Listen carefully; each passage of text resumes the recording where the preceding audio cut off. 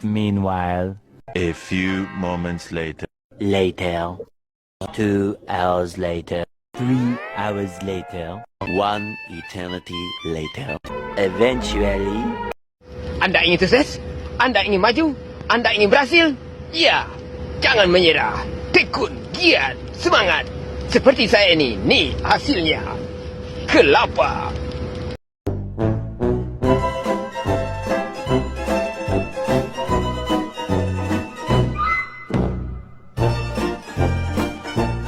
Nah, gede nih dah nih. Tuh. Pelan-pelan, tarik pelan. Capek ah.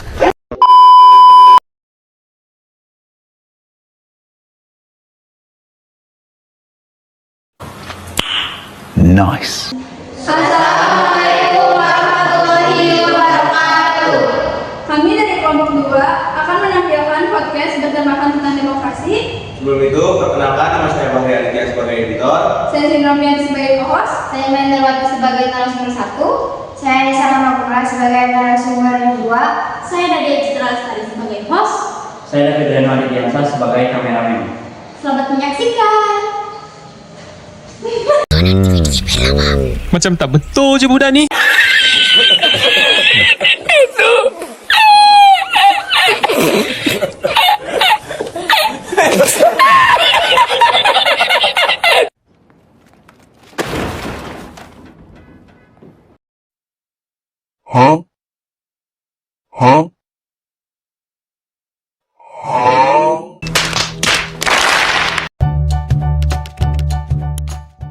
Demokrasi dan penerapannya di Indonesia.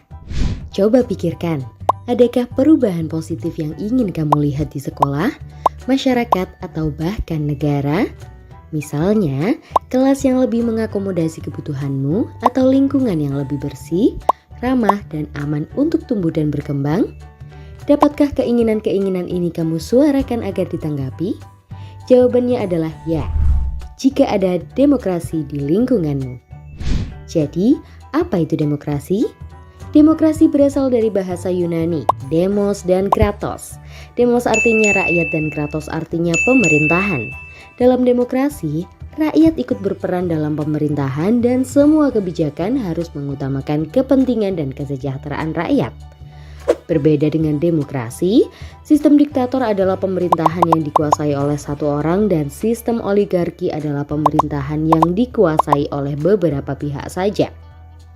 Lalu, kenapa demokrasi dianggap lebih baik? Ada 3 alasan utama. Pertama, pemerintah dapat dimintai pertanggungjawabannya. Jika tidak menjalankan peran dengan baik, pemerintah dapat diganti oleh rakyat melalui pemilu. Kedua, hak rakyat dijamin oleh undang-undang. Jika pemerintah melanggar hak rakyat, maka rakyat dapat mengandalkan sistem pengadilan untuk membelanya. Ketiga, rakyat boleh menyuarakan protes jika tidak setuju dengan keputusan pemerintah. Protes ini tetap mesti dilakukan dengan damai seperti misalnya demo, kampanye online, atau petisi. Semua ini tidak mungkin terjadi pada sistem diktator dan oligarki karena kedudukan rakyat jauh lebih rendah dari pemerintah. Dan pemerintah tidak harus mendengarkan keinginan rakyat. Wah, kalau begitu, negara dengan sistem demokrasi pasti dijalankan dengan sangat adil ya? Belum tentu. Ini tergantung praktik di masing-masing negara. Banyak praktik demokrasi yang menghasilkan pemerintahan oleh mayoritas karena suara mayoritas yang akhirnya menjadi penentu dalam pemilu. Lalu, bagaimana dengan kepentingan pihak minoritas? Di Indonesia sendiri dikenal musyawarah untuk mufakat. Dengan bermusyawarah, kita memecahkan masalah bersama untuk dilaksanakan bersama. Dengan demikian, diharapkan keputusan yang diambil sudah berdasarkan keinginan semua pihak. Sejarah demokrasi itu sendiri diawali pada abad ke-5 sebelum Masehi di Athena, Yunani. Saat itu, Cleisthenes sebagai pemimpin Athena membuat perubahan penting pada sistem pemerintahan Athena dan mulai memperkenalkan demokrasi. Demokrasi yang diterapkan adalah demokrasi langsung, di mana rakyat berkumpul di suatu tempat untuk berdiskusi dan memberikan pendapatnya secara langsung. Meskipun begitu, hanya laki-laki yang memiliki kedudukan sosial tinggi yang ikut serta. Sementara wanita, budak, dan penduduk asing tidak diikutsertakan. Seiring dengan perkembangan zaman, sistem demokrasi langsung tidak cocok digunakan, apalagi untuk negara yang memiliki wilayah yang luas dan penduduk yang banyak. Tentu sulit untuk mengumpulkan seluruh rakyat di satu tempat dan mengambil satu keputusan dari ratusan juta pendapat. Hal ini akan sangat memakan waktu dan membutuhkan biaya yang mahal. Karena itu, berkembanglah sistem demokrasi tidak langsung atau demokrasi perwakilan, di mana warga negara memilih perwakilannya untuk mewakili mereka dalam proses pengambilan keputusan. Pada abad ke-18, bentuk demokrasi perwakilan ini pertama kali digunakan oleh Amerika Serikat dengan menerapkan prinsip pemisahan kekuasaan. Tokoh yang memperkenalkan pemisahan kekuasaan adalah Montesquieu dalam bukunya The Spirits of the Laws. Konsep ini mengajarkan bahwa kekuasaan pemerintah harus dibagi menjadi 3 lembaga kekuasaan yang dikenal dengan trias politika. 3 lembaga tersebut adalah 1. Lembaga legislatif yang membuat undang-undang. Di Indonesia, contoh lembaga ini yaitu MPR, DPR, dan DPD. 2. Lembaga eksekutif yang melaksanakan undang-undang. Di Indonesia, kedudukan ini dipegang oleh presiden, wakilnya, serta para menteri. 3. Lembaga yudikatif yang mengadili pelanggaran undang-undang. Di Indonesia, lembaga ini terdiri dari Mahkamah Agung dan Mahkamah Konstitusi. Setiap lembaga harus saling mengawasi dan menyeimbangkan kekuasaan satu sama lain untuk mencegah penyalahgunaan kekuasaan dan menjaga kedaulatan rakyat. Lalu, apakah Indonesia juga menganut sistem demokrasi? Ya, Indonesia sudah menganut sistem demokrasi sejak Indonesia merdeka. Indonesia menganut sistem demokrasi tidak langsung atau demokrasi perwakilan. Rakyat Indonesia akan memilih perwakilan untuk mewakili mereka dalam membuat kebijakan dan menjalani pemerintahan. Melalui pemilihan umum atau pemilu, rakyat akan memilih perwakilan eksekutif yaitu presiden dan wakil presiden, serta perwakilan legislatif yaitu DPR, DPRD, dan DPD. Agar demokrasi dapat berjalan dengan baik, ada beberapa syarat yang harus ada. Pertama, kesetaraan di mata hukum. Kedua, kebebasan berkumpul, berpendapat, bergerak, dan berkeyakinan. Ketiga, pemilu yang bebas dan adil. Keempat, sistem hukum yang bebas dari pengaruh luar. Kelima, pers yang bebas dan mewakili keberagaman. Jika demokrasi tidak berjalan dengan baik, maka ketidakadilan mudah terjadi. Misalnya, mayoritas menindas minoritas, korupsi, oligarki, dan pemilihan yang tidak adil. Jadi, sekarang kita sudah tahu apa itu demokrasi dan bentuk demokrasi di Indonesia. Lalu, bagaimana kamu bisa menjalankan hak berdemokrasi sebagai seorang pelajar? Jika kamu belum berusia 17 tahun atau belum pernah menikah, maka kamu belum memiliki hak pilih dalam pemilu. Namun, kamu tetap bisa menyuarakan keinginanmu lewat berbagai jalur. Pertama, bertanya dan angkat bicara jika ada hal yang tidak kamu mengerti atau tidak kamu setujui di rumah ataupun kelas. Tetapi, pastikan kamu menyampaikan dengan cara yang sopan dan hormat. Kedua, berpartisipasi dalam pemilihan badan dalam sekolah. Misalnya, ketua kelas atau pengurus OSIS. Pilihlah kepengurusan yang janjinya lebih sesuai keinginanmu atau kamu percaya kinerjanya baik. Ketiga, bergabung dalam organisasi pemudi yang memperjuangkan hak masyarakat. Contohnya organisasi yang memperjuangkan hak untuk membawa Indonesia bebas dari sampah dan polusi di masa depan. Nah, untuk lebih pemahaman, sekarang coba jawab. Jika menekan sesuai dengan prinsip demokrasi, yuk coba latihan soal gratis di website Pijar Cinta atau download aplikasi Pijar Cinta di Play Store. Jangan lupa like, comment, and share juga video ini ke teman-teman.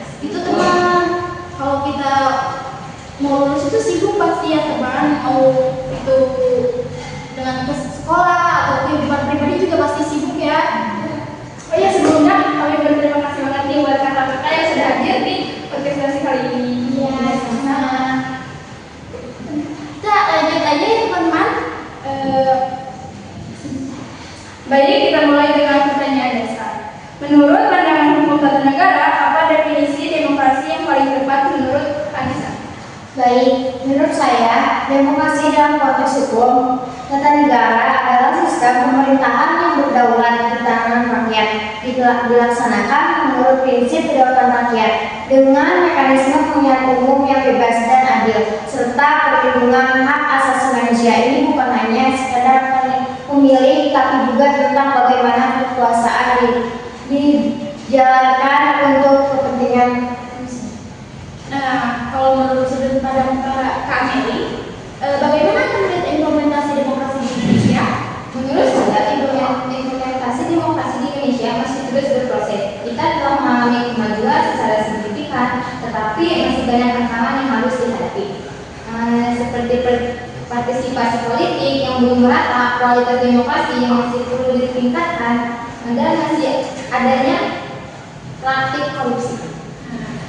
Jadi gitu teman-teman, jawaban dari kedua narasumber kita. Baik, kita lanjut nih ke segmen yang kedua, yaitu tantangan demokrasi. Meanwhile, A few moments later. 2 hours later, 3 hours later, 1 eternity later. eventually, Menurut Kak Anissa sendiri, apa sih tantangan terbesar yang dihadapi demokrasi Indonesia saat ini? Baik, menurut saya salah satu tantangan terbesar adalah polarisasi politik yang semakin tajam. Ini dapat mengancam stabilitas politik dengan menghambat proses pembangunan demokrasi yang inklusif. Selain itu, informasi hoax dan ujaran kebencian di media sosial juga menjadi ancaman serius. Nah, kalau menurut Kameli nih, bagaimana menurut pandangan Kameli tentang generasi muda dalam menjaga dan memperkuat demokrasi? Menurut saya, generasi muda memiliki peran yang sangat penting dalam menjaga dan memperkuat demokrasi. Kita harus aktif berpartisipasi dalam proses politik, kritis terhadap informasi yang beredar, dan berani berjuarakan pendapat. Literasi politik yang tinggi juga sangat dibutuhkan. Nah, pertanyaan terakhir nih buat kedua narasumber, apa harapan kalian untuk masa depan demokrasi di Indonesia? Nyain song mata kaji semain seng.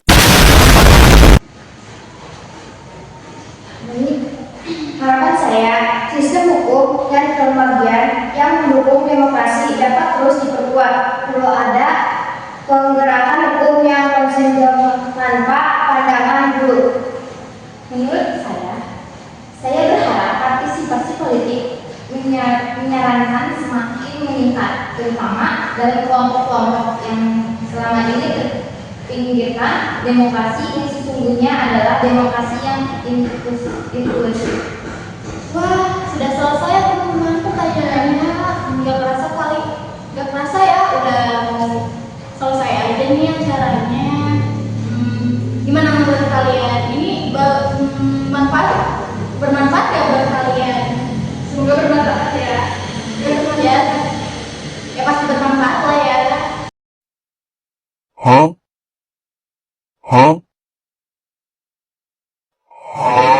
Soalnya kan ini tentang demokrasi. Demokrasi kan sistem pemerintahan yang kita anut. Mau ditutup langsung? Boleh. Terima kasih kepada dua narasumber yang telah berbagi pengetahuan dan wawasannya, dan terima kasih juga yang sudah menonton podcast ini. Semoga diskusi kita hari ini bisa bermanfaat dan menambah pemahaman kita tentang demokrasi. Sebelum kita tutup, kita memohon maaf bila ada perkataan yang mungkin menyinggung atau menyakiti hati seseorang, karena manusia pasti punya kesalahannya masing-masing. Kami tutup untuk podcast hari ini. Wabillahi taufiq wal hidayah. Wassalamualaikum warahmatullahi wabarakatuh. Sampai selanjutnya ya. Dadah. Bye. Pibasnya deh. Saya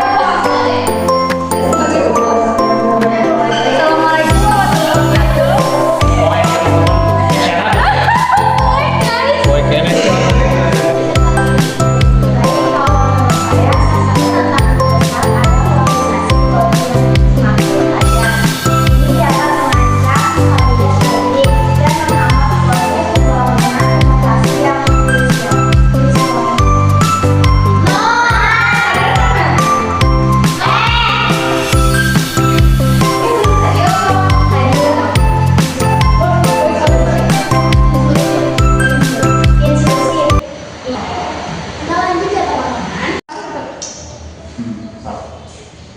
Assalamualaikum warahmatullahi wabarakatuh. Perkenalkan, kami dari kelompok 2 akan menampilkan podcast bertemakan tentang demokrasi. Sebelumnya, nggak salah.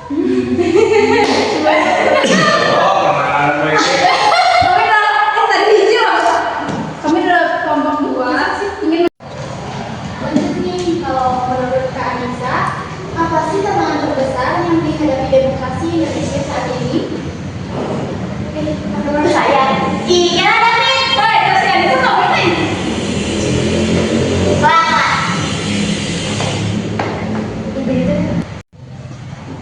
Assalamualaikum warahmatullahi wabarakatuh.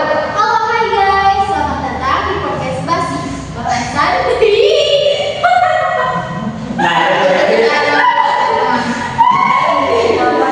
Besir lah. Dengan saya Nadia Citra Lestari dan rekan saya Sini Romianti. hari ini kita akan membahas tentang demokrasi. Demokrasi sistem yang kita anut, tapi seringkali fleksibel.